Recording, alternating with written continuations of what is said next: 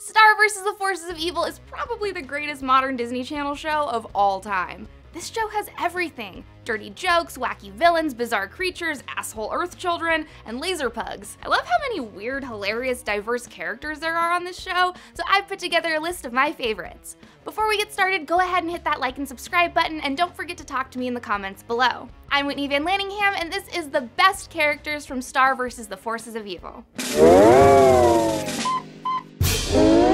Number 10, Ferguson. Ferguson is honestly a real wild card, and I honestly don't know what to think of him. In some episodes, he's a weird, pervy ginger, but in others, he can actually be super funny, like when he dresses up as a possum as the school mascot. Basically, he's just trying really hard to get girls, and sometimes he doesn't have the best judgment. We all knew a kid like that in high school, right? Number 9, Glossaryck. This dude is nuts. He's this wise, silly combination of the genie from Aladdin and Dr. Manhattan from Watchmen. He helps guide Star on her path to becoming the Queen of Muni, but overall he's a pretty neutral character. Not good, not evil, just there. He also really loves pudding. Like, so much so that I wish I could make a Bill Cosby joke, but I won't because, yeah. Number 8, Oscar. This Oscar is a crust punk version of Edward Cullen, if Edward Cullen came from Bender from the Breakfast Club's broken home. He has a criminal record, he's clearly homeless, but Star likes him, and I guess it's kinda cool that he's a shitty musician or whatever. Girls really like that shit at that age. Number 7, Lynn Thomas. Even though we're supposed to be rooting for Star to get with Marco in later seasons, I still really dig Marco's crush Jackie. She's super adorable, and I really love her laid-back style. Jackie is a cute little stoner babe who loves skateboarding, and actually, I kinda really wanna copy her hair. Even though Jackie usually seems super chill when she's around Marco, she lets her guard down and acts like a total goober with him. I don't know, guys. I think they're a pretty cute couple, even if Star doesn't agree.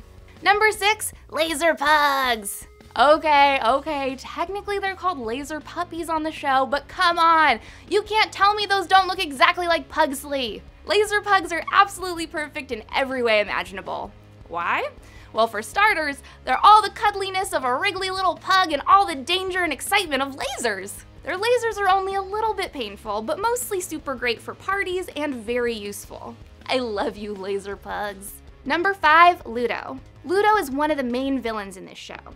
Even though he starts off as the leader of the monster army that's constantly trying to steal Star's wand, he's also kind of the comic relief of the bad guys. His goal is to take over the universe, and he often comes up with cunning, complex schemes to screw over Star. He eventually becomes brave enough to fight his own battles, which is also probably ironically what weakened his mind enough to allow Toffee to take over.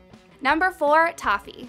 Toffee is insanely brilliant and super fucking evil, so he's definitely a bad guy you have to worry about. He's smarter than anybody on Ludo's monster squad and eventually possesses Ludo and takes over. He's manipulative and borderline sociopathic and basically has zero regard for others' lives. Even though he can't seem to regenerate his missing middle finger, he can regenerate every other part of his body pretty quickly because he's a lizard boy.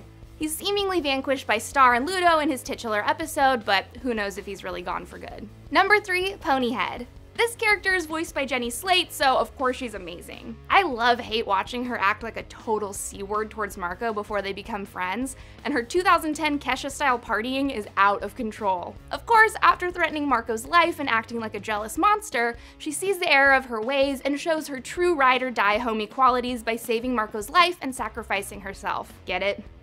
Ride or die, because she's a horse. She ends up being sent to St. Olga's Reform School for Wayward Princesses for her antics, but don't worry. Star and Marco break her out and the three of them become best friends. Ponyhead is a fun-loving party girl, and I dig that she's into metal and moshing. Number 2, Star Butterfly. Star is super adorable and relentlessly positive. Even though she's a little ditzy and kinda dumb, she's honestly a really great friend and totally hilarious. I love that she always tries so hard to make everyone around her have fun, and her style is so fucking cool.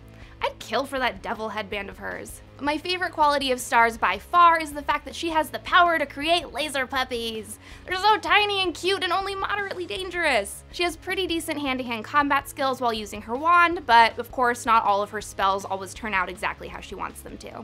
Number 1, Marco. Marco is just fucking rad as hell. He's just the right amount of nerdy and cool, and he's a really good friend to Star, even though he doesn't return her romantic feelings. Marco has a green belt with a stripe, motherfucker, and spends a pretty decent amount of time training at his dojo so that he can punch monsters even harder. Not only is he super smart, he's also the dirty joke king. Oh yeah? Well, your mother's a horse! These are my favorite characters from Star vs. the Forces of Evil, but I want to know what you guys think in the comments section. Like and subscribe to Obsev, and please tell me where I can adopt a laser pug. I need one so bad.